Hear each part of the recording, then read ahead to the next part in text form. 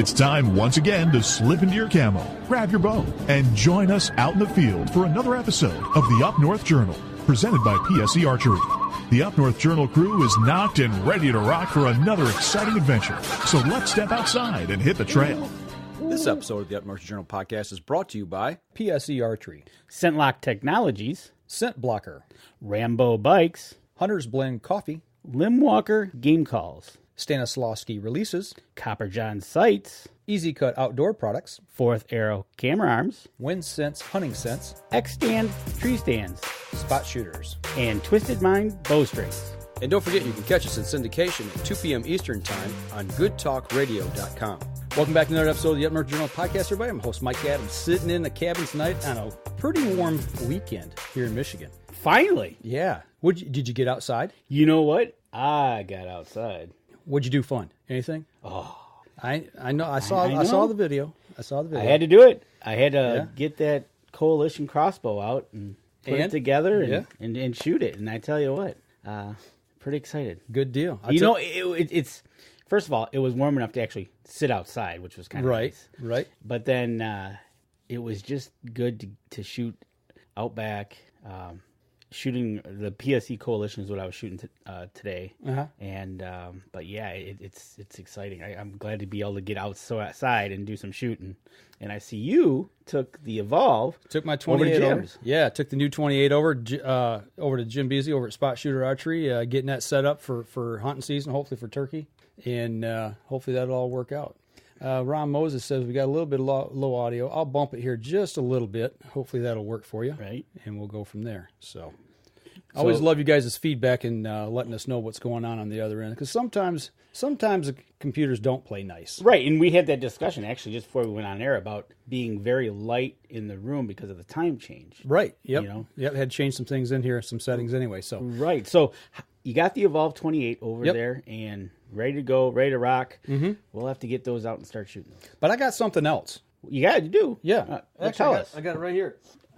Are you looking at the centerfold of magazines? Yeah, especially the one here in Gamekeepers. I got my new spring edition of Gamekeepers Magazine here from Mossy Oak. And I'm flipping through this thing, and what do I see? The centerfold here, no staples in it. Right. That ad for Packer Maxx, none other than Packer Maxx, and we know this guy. We know that guy. And you know what? If you kind of listened to last week's show and you kind of listened to this week, we had a special announcement coming up, and part of that announcement, I guess we should bring on Mr. Packer Maxx himself. You think so? I think so. All right. Hey, Lincoln, what's going on? Lincoln Rohn. Hey guys, what's happening tonight? Just living life and loving life, man. All right. It's a beautiful weekend, man. Been out doing some grilling, shooting some bows, and reading a magazine. So you got a spread in Gamekeepers Magazine. What's up with that? Well, so we partnered with Gamekeeper and Mossy Oak Gamekeeper, and they have the Heavy Duty Packer Maxx is carrying the Gamekeeper logo and indicating that obviously Gamekeeper doesn't do any licensing agreements with products that they don't totally believe in. And they actually called me and wanted to do a licensing agreement. They recommend a cultipacker on every bag of seed that they sell. And they didn't have a cultipacker. So Bobby Cole called and said, which was obviously blew my mind, and said, hey, man, let's team up. So we got the agreement put together, and so now we have the Gamekeeper edition. Heavy Duty Packer Maxx. How's that feel when you get a call out of the blue of something such as a Gamekeepers Mossy Oak to say, we like your product to the fact of we want to partner with you? It was awesome.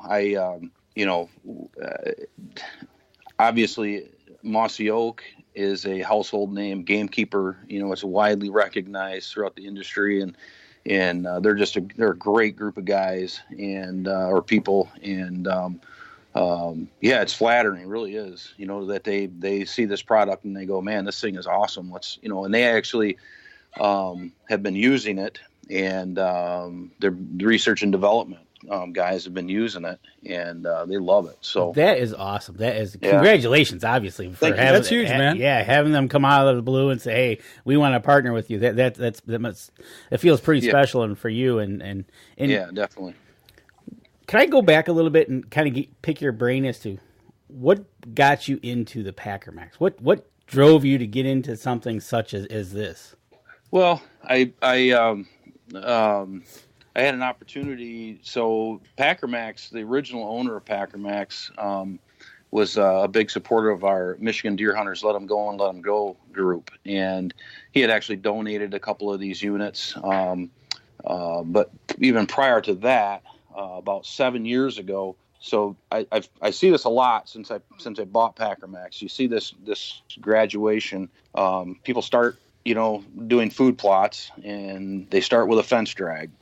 Well, that's not quite getting it. So then they go to trying to run the plot over with their quad tires, and then they go from that to a lawn roller, and then they go, well, the lawn roller's working okay, but take it to the next level. And start looking at a Packer Maxx. Well, we did exactly that same thing, and I bought the Packer Maxx about 7 years ago, of which I'm still using to this day. Still have the original bearings, or bushings, everything. So I own the company now. I could have a brand new one, but I'm still running this one just to see how long it lasts. And we do 11 food plots every year, ranging from 4 acres down to an acre or a half of an acre, and we're still using that original one we bought 7 years ago. Still have the original bushings.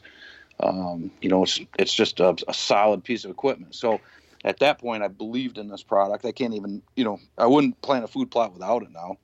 And when I had the opportunity to buy the business, I jumped at the opportunity and started talking to them, and we got it worked out. And a year ago, in March, a year ago, I ended up buying the company. So here we are. Here you are. And you just don't have one Packer Maxx. You've got a couple different models. Which models do you possess? Yep. So we have the standard unit, which is a 4-foot standard unit, and that has a tubular frame. The 4-foot standard weighs about 360 pounds filled with water.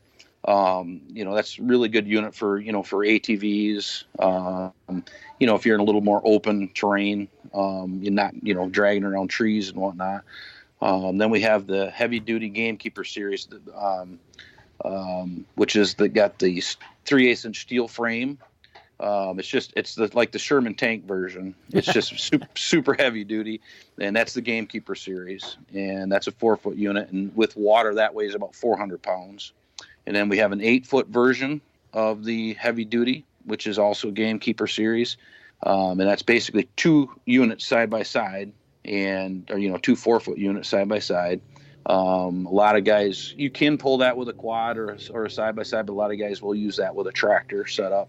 And then we have a 4-foot 3-point series and a 8-foot 3-point.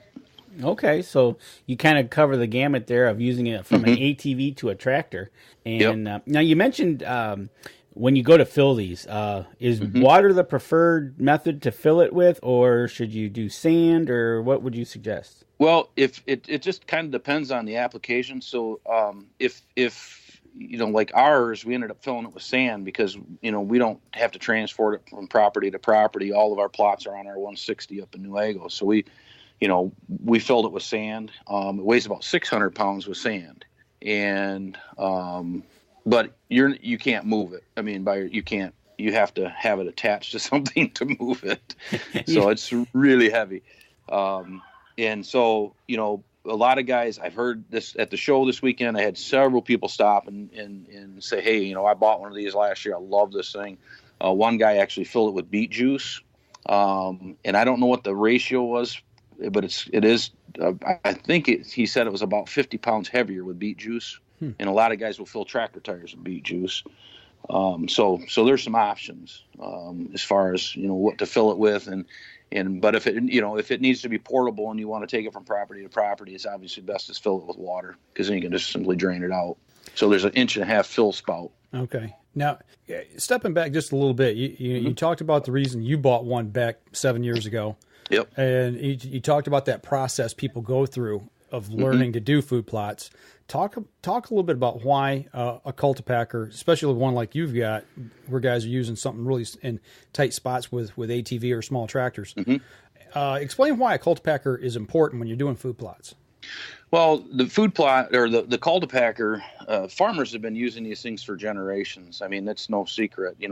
It's and you try to go buy one off a farmer that's been clearly been sitting in his fence row for 20 years. They won't sell them, and so they're, number one, they're hard to come by. But the cultipacker is the very last step in the whole food plotting process. You can do everything right. You can do the soil test, lime your soil, fertilize, use top grade seed, do everything right. And if you fail to cultipack, your last step in the whole process, you're risking, failure.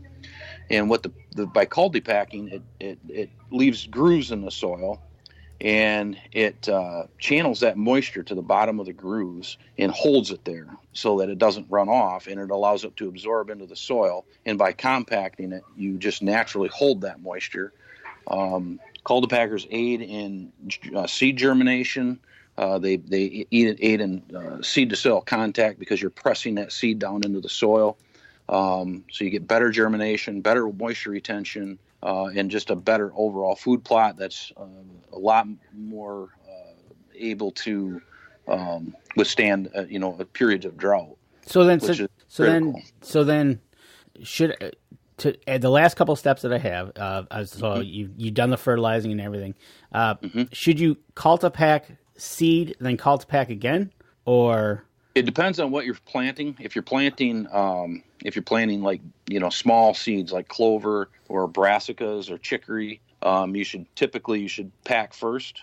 You should till, pack, and then seed, and then pack again. Okay. If you're doing cereal grains, like rye, cereal rye, wheat, oats, even like radish seeds are a little bit bigger. Or soybeans. You can till your soil, broadcast your seed, and then pack. Okay, and so the smaller seed needs to be closer to the top. Yeah. Okay. Yeah, the smaller seed you want to plant in a firm seed bed. That was my question, because I hear it and it's like, okay, what's the last two steps? And I'm like, well, why not ask Lincoln? There you go. So a couple last summer we planted soybeans, and I think you have a picture of, I think, in one of my personal plots.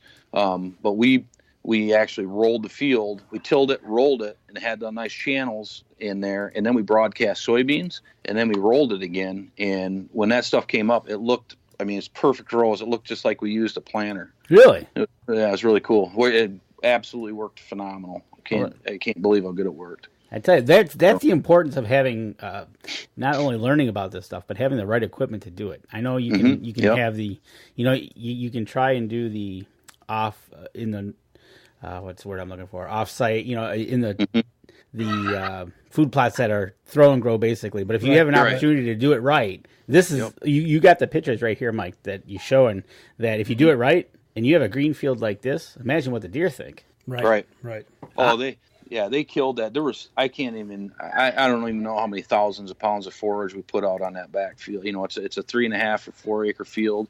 And there was just thousands of pounds of forage. Plus then after the forage was pretty much gone, by the end, December, muzzleload. And then they started getting into the turnips, the big round turnips. We had softball sized turnips.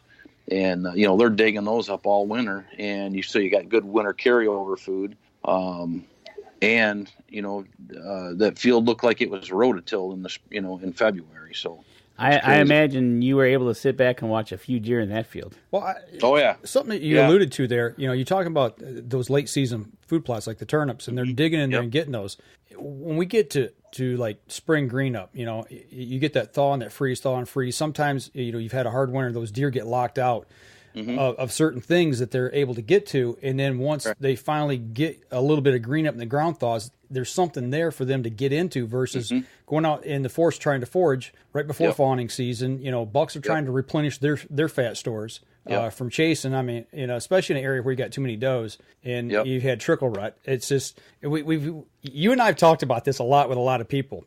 And it makes, when you food plot and you're able to get a good viable plot, it not only helps your hunting season, it helps that next spring green up season as well. Yeah, for sure. And yeah, that's once they're able to if the snow is that deep and they're in, those turnips are preserved throughout the winter, and all of a sudden they're able to get access to them. So you have that, that when they really, really need it in the late spring or early spring, late winter, that's when that is available yet. And it can be the difference between, losing a bunch of deer and having them make it through. So, and, healthily, plus you want them to, to the better shape that these deer can stay in throughout the winter, and especially up north here. It's not as critical down in the south, but, there's still periods of stress. But the better shape they can come out of winter, the better off, you're going to have better antler growth. You're going to have better, does that aren't healthy, with milk production and for their fawns. And so it's a win-win for the whole herd and for the hunter. So. Okay. Well, I tell you what, let's go ahead and step outside and take our first break. We come back, we'll continue the conversation along these lines. So we're going to step outside. We'll be right back after this message. PSE Archery has reinvented the way you buy bows. From now on, you can make the most educated decision possible by basing your bow choice specifically on your shooting needs and goals. All you need to do is ask yourself, what kind of shooter am I? What do I want to achieve? PSE will help find the right category for you. So, what kind of shooter are you? Find out at psearchery.com.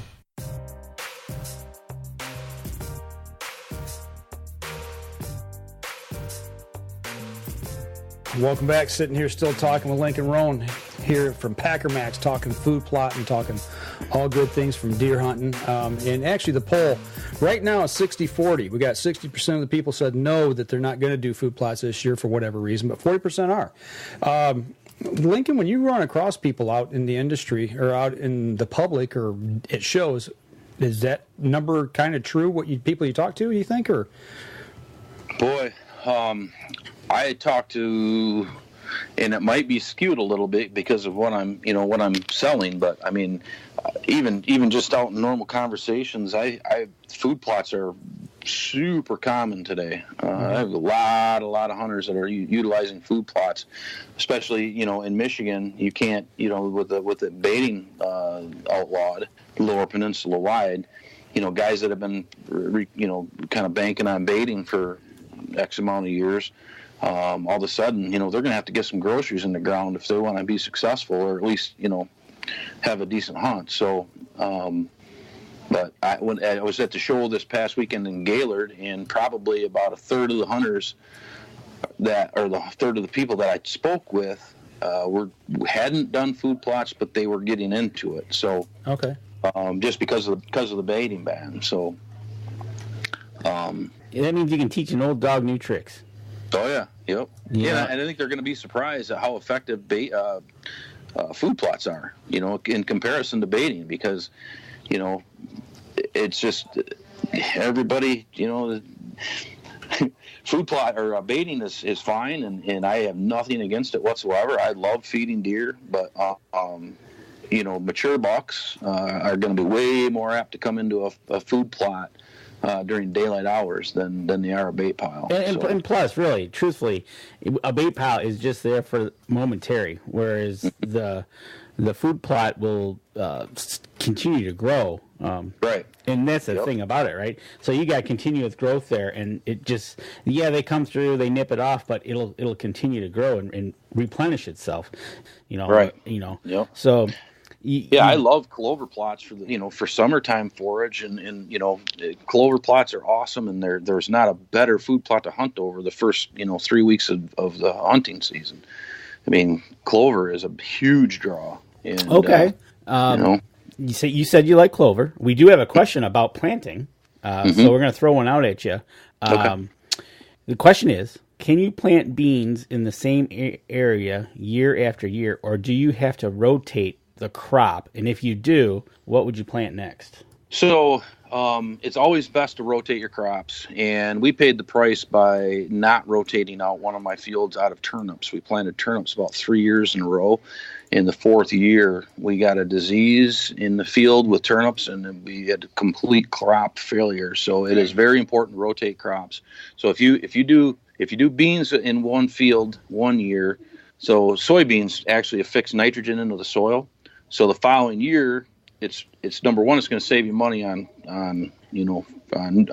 nitrogen costs. If you have a soil test, you'll be able to see that, where your nitrogen levels are. But it's always good to follow up with like a cereal grain, like winter wheat and maybe cereal rye and oats mixed, because then those cereal grains will utilize that nitrogen that's fixed in the soil. So basically, you're using a crop 1 year to bring it into the soil, and the next year you're using the crop that utilizes it to share it, and it extends the life and like you said, saves money on your nitrogen costs. Well, and two, I would think if you've got multiple plots on your property, if you have that availability, you wouldn't plant them all in one thing. You'd make it to where you have different crops available, so you can rotate them and not really lose one crop. I mean, is that thinking right? Yeah, for sure. And again, it kind of depends on your setup. So, on our property, we have, we kind of have our own spots. And so, because we have my sons and my nephews and my dad hunting the property. And so we kind of have our own spots. And it's like you make your spot better. And, so like our hunting, most of our hunting or kill plots, we call them, are in cereal grains. We'll do, a blend of wheat, oats, cereal rye, top seed with red clover, and then we also, maybe we'll throw in some brassicas or something, because then the cereal grains really keep up with the browse pressure. Okay. Whereas turnips, our big turnip field, once they start to diminish that, that top, the forage, that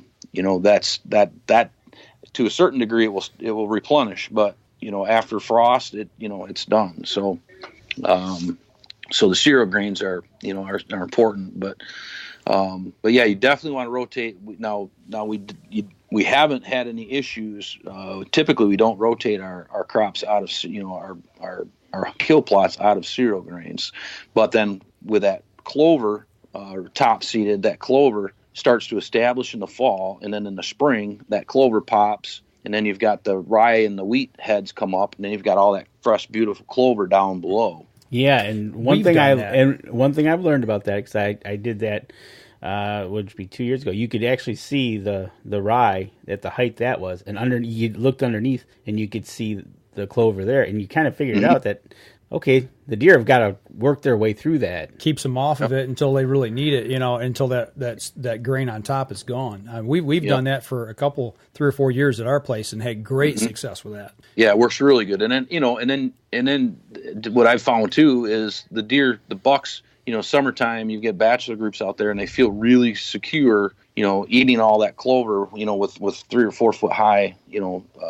rye and wheat heads, because they're kind of gives them some cover while they're in there eating. So, plus they're getting, highly nutritious clover. So it really, really works good. But yeah, definitely if you're planting, soybeans or anything like that, that's why, farmers will rotate corn and beans. And then, sometimes they'll throw in, a wheat field after a bean plant. Gotcha. Just because it's, like you said, it fixes that nitrogen. So wheat does really good after a bean planting. Well, talking about deer hunting, I mean, we're right in the middle of getting ready for this coming season. How did you do at your place this past season? Well, that was a heck of a giggle. I didn't. That have almost a great scares year. me.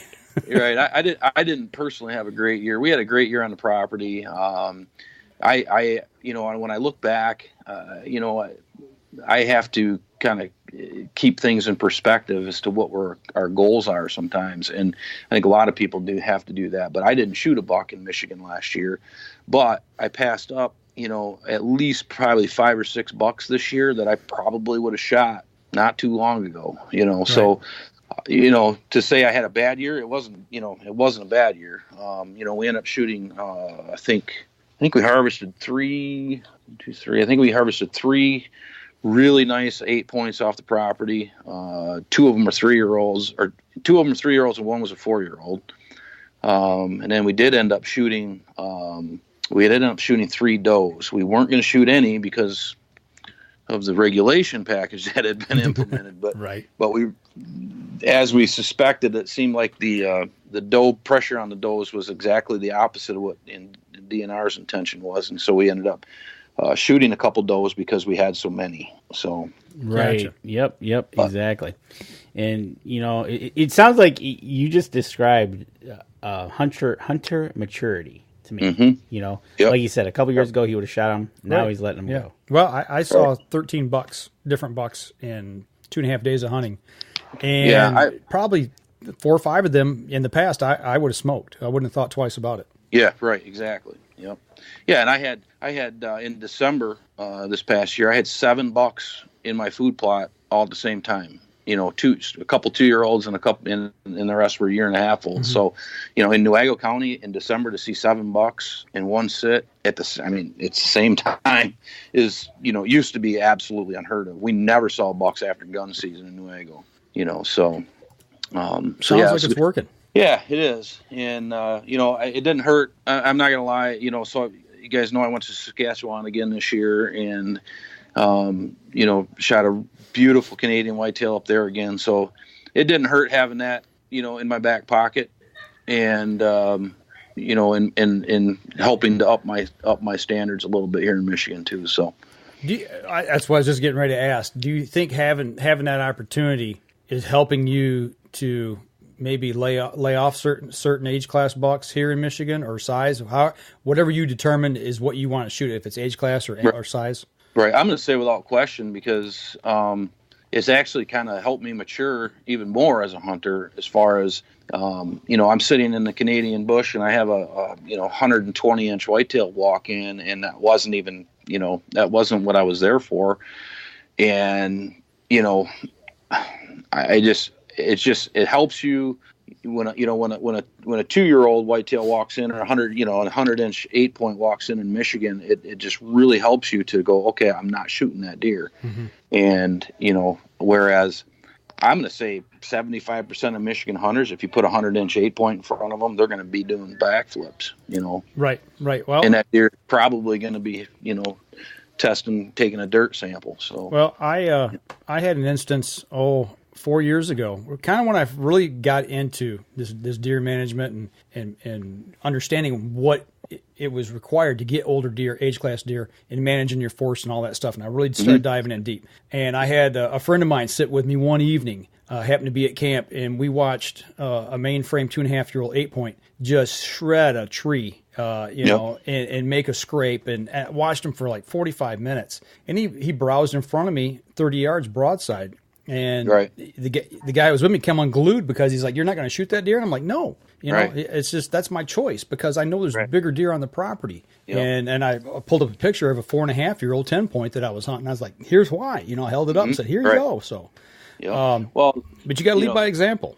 Yeah, right, and you do, and this is case in point. So I'm at my mom and dad's right now, and my dad, 74 years old, and it took a minute for him to understand and for us to get it through. So the deer here is a 2-year-old 8 that he shot. It's a beautiful 8-point. Mm-hmm. Don't get me wrong, but it's a 2-year-old, and we're really trying to shoot 3-year-olds. So, and then you guys might remember this buck, and that's a buck we call B52. Yep. And that's a Newaygo County buck, and we passed that deer up as a 2-year-old 8. Mm-hmm. And he blew. I mean, obviously his right side or this side didn't quite do as good as the other side, but it's a 129-inch 3-year-old. Right. And now, and he's like, I mean, it was incredible when we found the deer. It was the coolest thing in the world being able to share that with my dad. And now he's going, okay, well. Well, that's what we want to shoot. Well, my dad's the same way. I mean, he's down in Alabama now, and they've got a lot more opportunity. They can actually take $5 a season down there, which is, to me, is kind of unheard of. But right, you know, and it's still he's still that old school, and he understands why I'm doing what I do, and he appreciates it. But he says, I'm just not there. And I'm okay with that, you know. Sure. It takes time, and some people don't get there, and that's fine too. But you know, I tell you what, let's go ahead and take our second break, because when we come back, I mean, we're talking deer hunting now. I kind of want to talk a little bit about where you guys are at with things here in Michigan with APRs, and I know there's some other things that we want to talk about as well. So let's step outside. Let's take our next break. When we come back, we'll continue the conversation. We'll be right back after this. PSE Archery has always dominated the speed category. Now, the most revolutionary cam system ever to hit the market has perfected the shooting experience. Introducing PSE's Evolve Cam System, featuring extremely high let-off capabilities and the smoothest draw cycle in history. No other cam system has ever delivered this level of total comfort and total control. Experience PSE. Experience performance. Third segment of the show, sitting here still talking with Lincoln. We're talking deer hunting. We're talking food plots, Packer Maxx.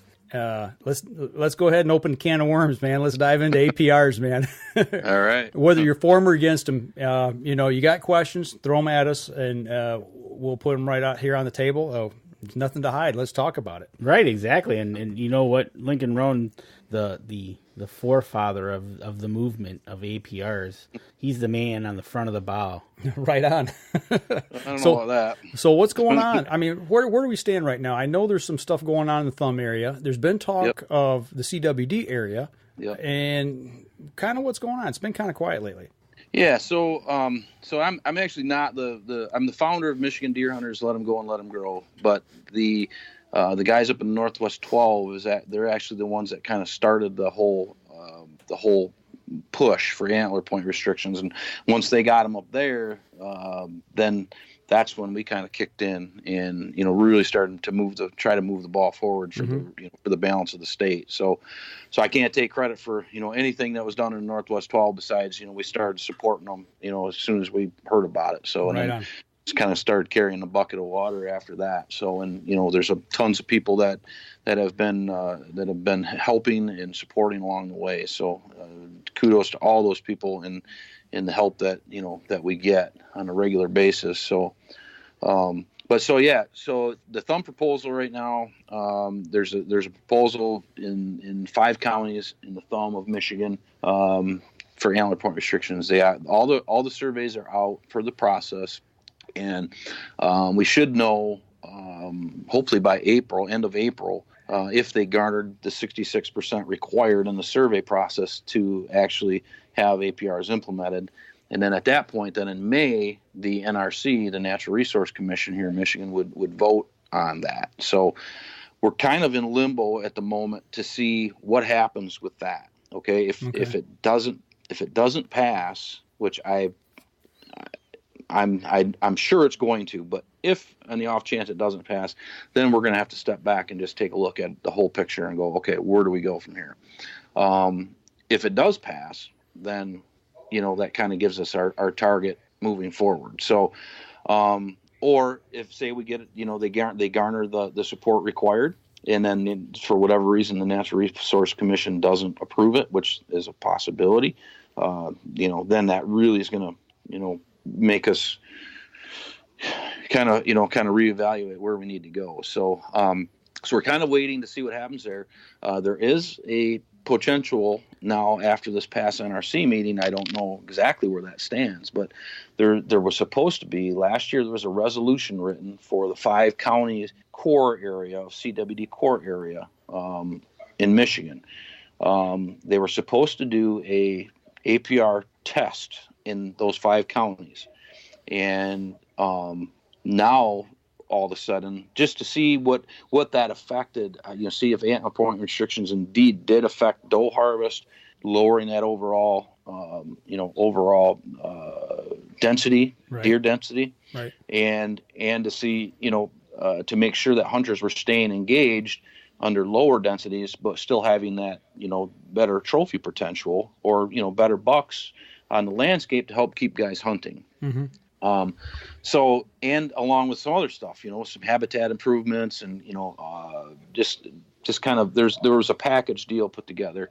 So now all of a sudden the department decides they want to split those 5 counties, and they're going to do no APRs, nothing on both tags in one side, in 2 counties, or whatever the case may be, 2 or 3.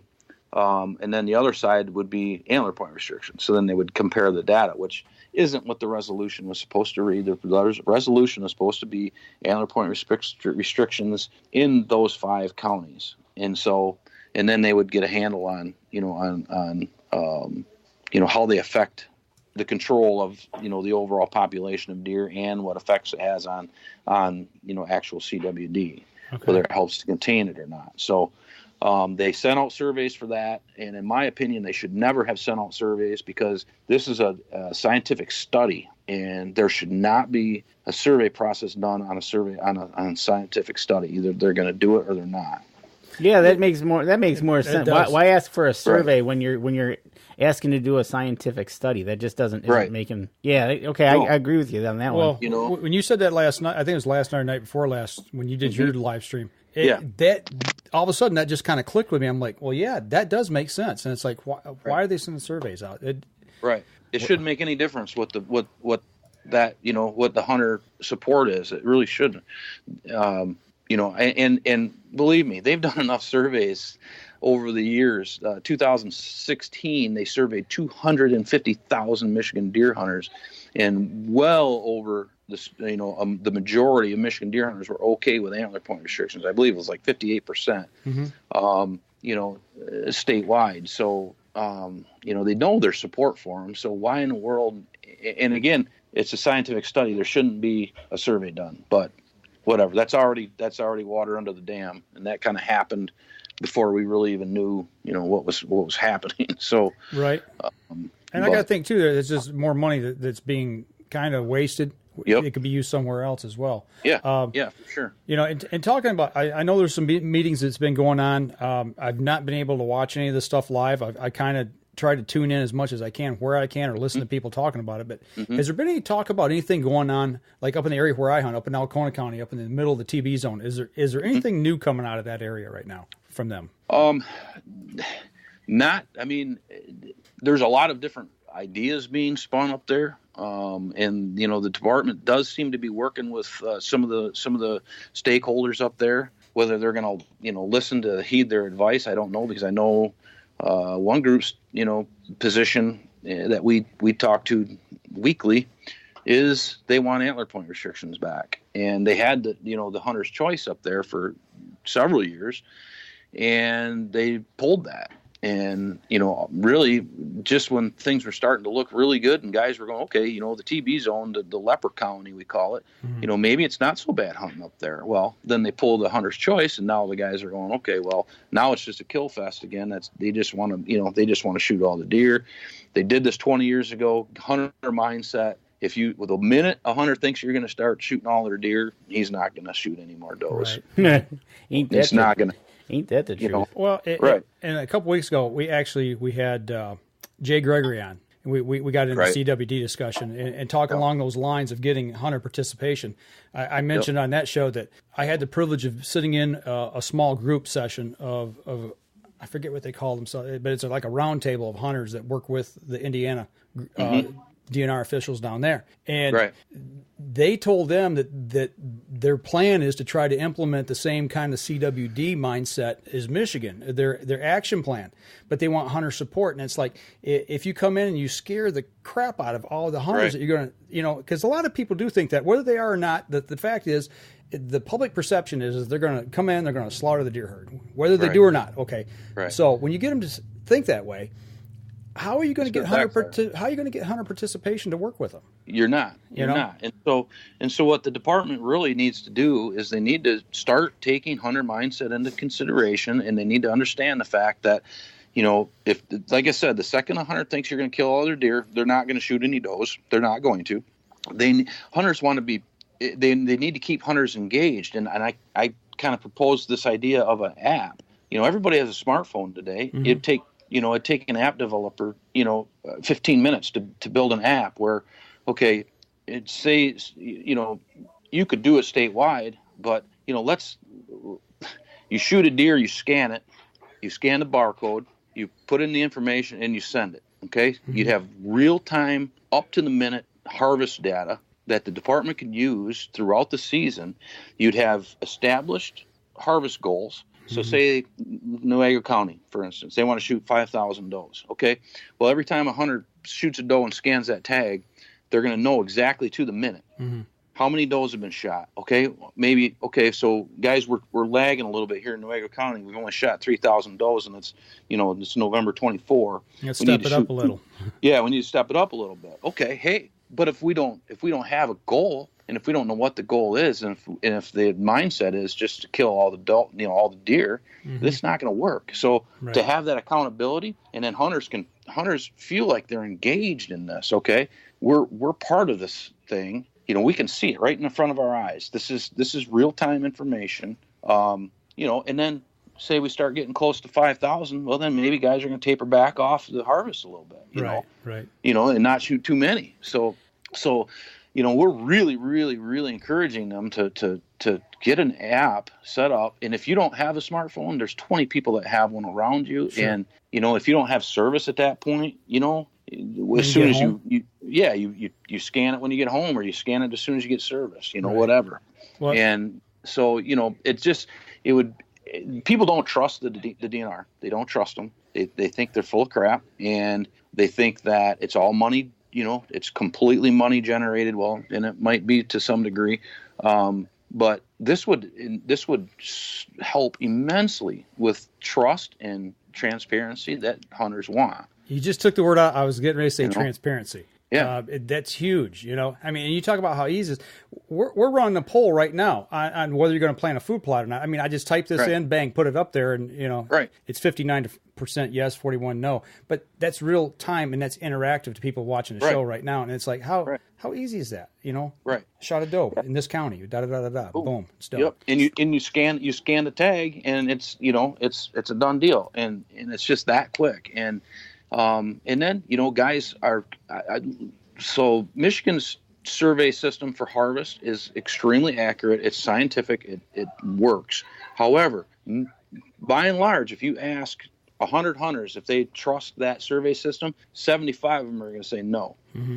They have no idea how many deer were shot. So in conjunction, they can still do their survey system, okay? And they can use the app system. So together, that would be, to me, it'd be the perfect storm. You'd have real-time information, and if you don't comply with it, if you get caught with a deer that you didn't scan and enter, you get a freaking ticket. That's right. It's a nice one. It's not a freaking, $25 ticket. It's a $200 or whatever, $500. If you don't register your deer and you get caught, you're gonna pay. Exactly. And that's the thing about this transparency. And but I tell you what, we're gonna bump up on our last break, and I got a question to you specifically about Newaygo County. So we'll step right out, and we'll be right back.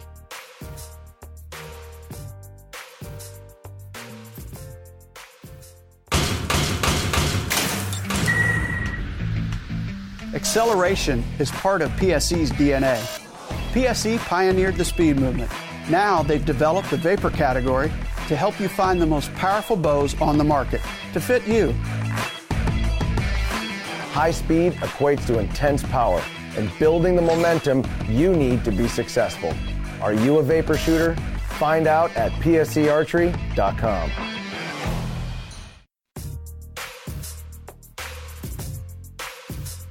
Last segment of the show. Sitting here, we'll wrap up tonight talking a little bit more here with Lincoln. Danny's got a question, and I got a question. So, Danny, go ahead. Okay, so all right. How is Newaygo County doing after the CWD? Do you know the numbers up to date around what's going on there? I honestly, I don't. Okay. I can tell you what I experienced throughout the season. Okay, and so for the core area, the new regulation package said you can shoot. It was Commissioner Tracy's brainchild. You can shoot any buck you want, 2 bucks, spike horns, 4 points, whatever you want. No restrictions on either tag. and you can shoot up to 10 does. That was part of the department's recommendation. Okay, so you can shoot 2 bucks, any kind, 10 does. All right. I never heard a gunshot opening morning of bow or gun season until 9 o'clock in the morning. It was probably the least amount of shooting that I've ever heard in 35 years of hunting up there. Really? Okay? And again, we weren't going to shoot any does because, again, hunter mindset, man. We figured everybody was going to just put the hammer down on these things. Well, guess what? I think everybody else thought that too. So nobody was shooting does. The 400 behind us, they actually bought 40 doe tags and burned them as a statement. Wow. I'm not kidding. And I unfortunately they didn't realize that. Well, he still gave the department $40 or money for 40 tags, which is fine. But so I feel like it had just the opposite effect. We had tons of yearling bucks left over at the end of the season. I honestly think it had just the opposite effect. And we ended up shooting 3 does. We probably should have, if we'd had time. Probably should have shot more does. Because of the fact that, like I said, we were kind of in a wait and see attitude to see what how this was going to play out, and we realized that guys weren't shooting does, so we ended up shooting 3 because we needed to.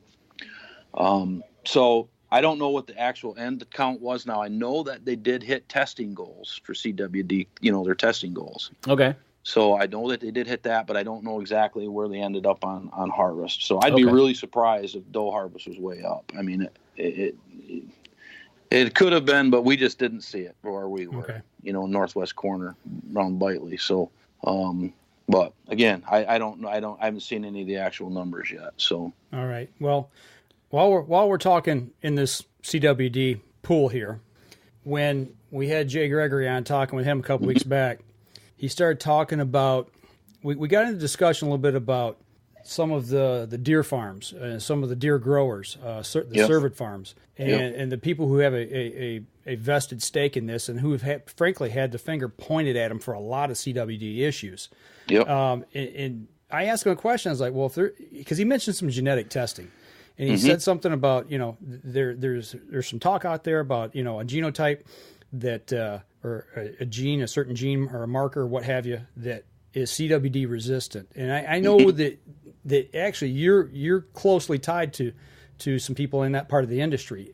What have you heard? And do you think that maybe, and I asked him the same question, and I'll see what you guys say about it. If that's the case, are the people that's being blamed for a lot of maybe right or wrong of CWD and having it start in an area, do you think that those are the people maybe that's doing this research have an answer for us? Well, so last summer, several of the deer farmers came to me, and one of my friends, Jim Rummer, he's the president of the Tip of the Met QDMA branch. So we and then one of our state legislators, Tristan Cole, we kind of all got into this, invited down to the Conquest Farm, okay, to do a tour, to get a little more information on, deer farming industry. Now, I've never really been against deer farms, but I've never really had, I love big bucks, so, whatever. Right. And I cannot lie. So, so I've always loved that fact of it, but I've never really had an opinion either way. Hunting on them isn't for me probably, but, maybe. So we go tour Conquest Farms. I was blown away with this farm, and in the fact that, and then I toured Kyle Eckert's farm up in Gaylord, is it BR2? Oh no, it's BR2, a buck or two ranch up in Gaylord, and then Legends Ranch is actually right around the corner from our property. It's 7-8 miles away. We were able to tour Legends this year, and I've absolutely been blown away by the quality of these facilities. And when you sit back and you look at all the money that they have invested in these properties, and you think one crow flies over, craps in their field, and drops, that's been eating on a CWD positive deer, their entire livelihood is gone. Mm-hmm. Millions of dollars of investment gone. The department will come in, they'll depopulate the entire pen until there ain't one deer left on it, and they're gone. They're done. Right. That's it. Shutter the doors, close them up.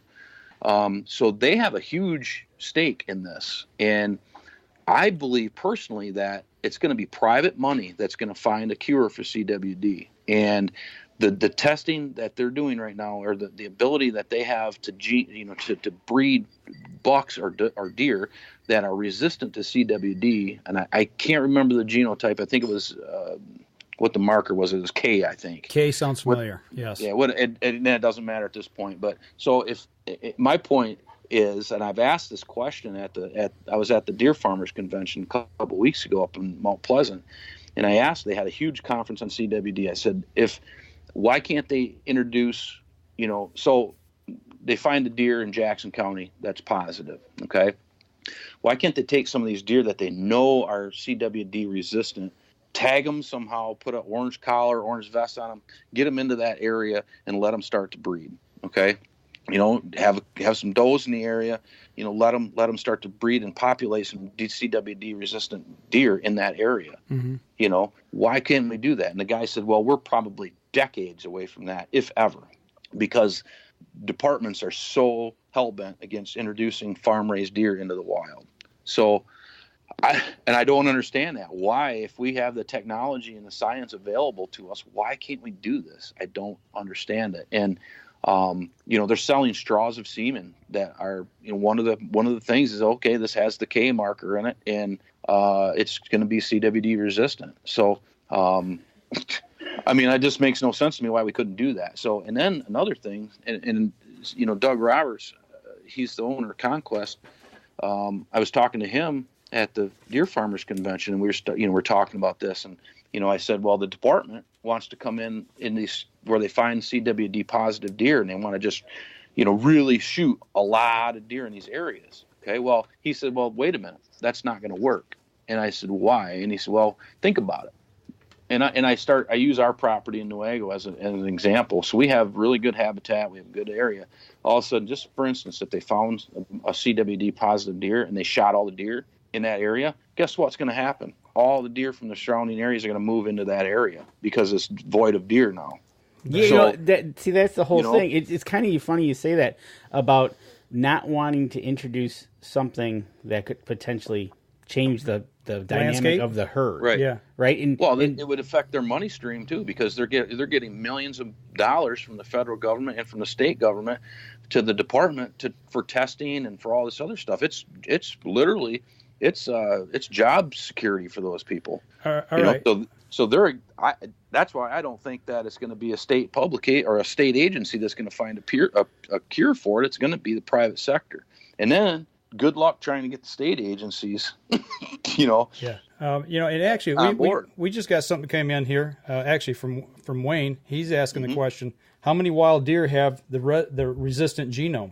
Nobody is looking at how it's distributed in the wild, and maybe somebody knows, but that's something we need to look at. And, that's a good. That's a good question. Great point. We don't know. And maybe there is that gene, that resistant gene in the wild, and maybe Mother Nature is taking care of her own. See, you know what? You just hit it right the nail on the head. What's one thing we've learned about white-tailed deer? And kind of they Mother Nature knows how to adapt to itself, right? Yeah. Yep. So instead of getting into this and doing what maybe they're doing, maybe they should just leave it alone. Yeah. Well, let me throw a cherry bomb out here. Mm-hmm. Danny and I have talked about this in the last couple of weeks, and I don't know, don't hate on me, but I'm just going to ask this question. You just said a minute ago, talking about they're reluctant to introduce a pen raised deer gene type out into the wild, because it could change the landscape. Yep. Why? I'm just going to ask you, why are we seeing CWD around universities? Yeah, I don't know. Are we seeing something there that might be there? Or, there's been some word come out, and Danny and I really haven't quite figured out yet how to approach this subject. Right. But go out there and do some research on this and look and just, where are some of the hotbeds of CWD popping up? Right. I don't know. It's a very interesting take on it. Once you start putting a couple dots together and you start realizing what they're trying to tell you, and it's like they don't want to introduce something into the landscape, but something's been introduced to the landscape, right. and all of a sudden it's popping up. I'm just saying there's a correlation there. I'm not saying anybody's doing anything malicious, but I always say the things that make you go, Yeah, and kind of back to the to the deer farm industry and them getting the bad rap. You know what? I think there's been a hell of a lot more, excuse my language, CWD distributed by hunters that have shot deer and transported them than any deer farm's ever going to spread. Right. I mean, a deer farm is contained, and they're shipping deer, but they're going into controlled environments. Whereas, you got Joe coming across Wisconsin from the hot zone with a buck in the back of his truck under his tarp. He comes into Michigan, and has a Euro mount done. Takes the brains and throw them in the back 40, and boom. Right. Exactly. So I think there's a lot more of that going on than actual the deer farmers. I mean, I'm sure that maybe there's who knows. And the problem is you get the good and the bad. You get the good guys that are or the bad guys are making the good guys. So it's just like hunters. We have bad hunters in the group, or in the mix. They make us all look bad. So right. No, I agree, but so it's a tough situation. Our stance, my stance, our stance is we want a regulation package that is going to allow us to lower deer densities, keep hunters engaged, have better quality animals on the landscape. Let's do habitat projects with stakeholders. Let's plant food plots. Let's do some, and we have a lot of farmers. Let's get some food plots planted in close proximity to farm fields, and up in the TB zone especially, and pull some of those deer away from the farm fields and into these secluded food plots where they're going to feed, and they're going to stay away from the farm fields. And if they do go to the farm fields, it's going to be less because they're already half full before they even go into the fields. So and farmers love that. They call them decoy fields up there. Perry is actually Perry Wood is actually one of his ideas. Right. We could do that statewide, and we'd have farmers doing backflips with us. Well, like down in our area, we're south of Perry. We're in the TB zone, right smack dab in the middle of it. But we're not near ag fields, but what happens in the winter, we're not allowed to supplemental feed. Our food plots are locked up or either decimated because of overpopulation. And our deer are leaving our area. You go up there right now, you don't see any deer because they've all migrated to where the food is, and that's the ag fields, just north of us. Yep. So what are we doing? Well, you've got all you've got all the thermal covers being depleted. That's one of Wayne's big things up there is the thermal cover. Absolutely. It's amazing, isn't it? Right. And then they have all this data that the DNR has too, and they show that you can control, you can indeed manage a deer herd for a healthy deer herd with older age class bucks with lower densities and still control disease in those areas. And my big thing has been since day one on CWD core areas, they're garbage in my opinion, because we don't want this disease to spread. We want to, so if it's good for the core area, it should be good for the whole state. You'd think, right? You know what I'm saying? Yep. So okay, if this is going to control, why aren't we doing it here and here and here and here? Let's manage for better quality animals. Let's manage for lower densities. Keep these hunters engaged. Let's be transparent with our hunters. Let's get an app built that we can check our deer, and still do the survey. Still do that. Right. And everybody's happy. And you've got Mike. You just leased property in Indiana. Yep. I lease property in Illinois. I go to Saskatchewan now. I'm going again this year. I just locked it down with Cook's Outfitting. So we're leaving. Right, we're leaving, and we shouldn't be. I never thought I'd ever say that on this show. And I'm not leaving. I mean, I'm still going to do work. Right. But the point is I know there's better. Your focus is going to be somewhere else. Bingo. Yep. Exactly. And that focus is part of all this whole thing. And I'm just going to say this, that you should start focusing on getting your food plots with Packer Maxx. You should. Yeah, actually. And, and it comes down to that whole herd health thing. Right, exactly. Get your food plots in, get some summer plots going, and get some habitat work done. And let's be proactive and be part of the solution. Absolutely. And getting our deer herd healthy. And you know what? Don't shoot little bucks. It's the best way that you can shoot bigger bucks. Yep. And make sure you manage your doe herd. And Lincoln, if anybody wants to find more information about Packer Maxx, where can they go? Well, you're going to want to go to, I have a Facebook page, and we have Instagram, and also the website is www.packermax.com.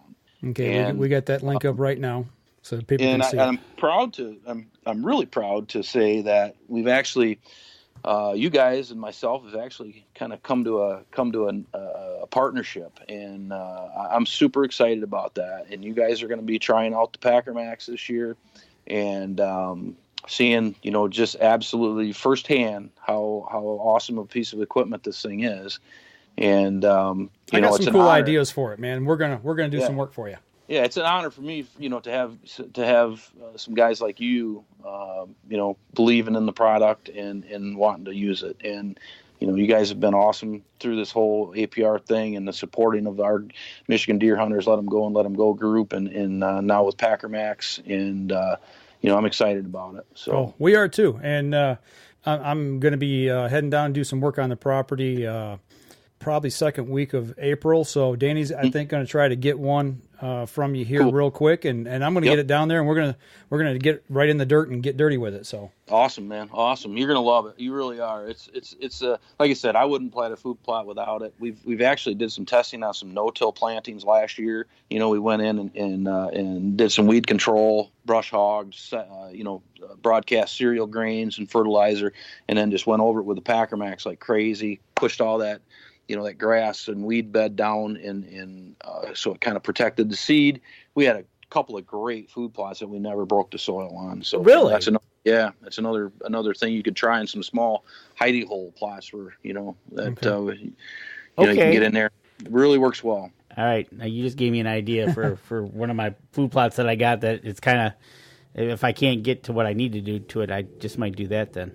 Yep. Yeah, and then you can also I think Jared Van Hees came up with the idea to fill the Packer Maxx with water, and the big thing with EHD is getting some of these deer away from the water sources to drink out of pools. Right. So he has a pool set up over his property where he can drive the Packer Maxx right up next to him. It holds approximately 40 gallons of water, and he's filling his watering tanks with the Packer Maxx. So I never thought about it. That's kind of what I was thinking about. We're going to do some spraying, and we got to have water for the sprayer. Yep. And we've got a great water source, a creek. We got a good creek, good hard flowing creek nearby. So that, or we'll go up to the farm shed and fill up. Either way, and I can take the water back, using the Packer Maxx and pump out of that tank. So it's a great idea. Just another way to utilize a piece of equipment, and you got to think outside the box. Yep, you do. So. You do. For sure. And equipment's not cheap these days, but as we talked about, this is a piece of equipment that is extremely useful. It's going to last you a long time. It's very durable. It's cross-linked polyethylene. It's one of the strongest polys out there.